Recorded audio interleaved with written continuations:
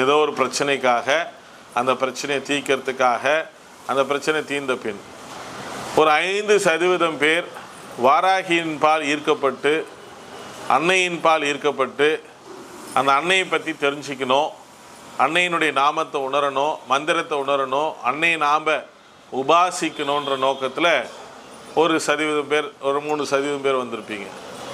ஒரு 2% பேர் எனக்கான குரு யார், என் வாழ்க்கை எதை நோக்கி போகுது, என் வாழ்க்கை இதுதானா அப்படின்னு தன்னைத்தானே உணரத்துக்காகவும் அவங்க நிச்சயமாக என்கிட்ட வரும்பொழுது கல்யாணத்தை பற்றியோ, குடும்பத்தை பற்றியோ, காசை பற்றியோ, பணத்தை பற்றியோ எதையுமே கேட்காதவங்களாக இருப்பாங்க. அவங்களுக்கான பதில், எனக்கு ஒரு குரு வேணும், குரு கிடைச்சிட்டாரா, என்னை வழி நடத்துறதுக்கு ஒரு வழிகாட்டி வேணும், என்னை ஞானத்தின் பால் அழைச்சி செல்றதுக்கு எனக்கு ஒரு தகுதியான நபர் வேணும். இப்படி தான் இவர்களுடைய பதிலாக இருந்திருக்கும்.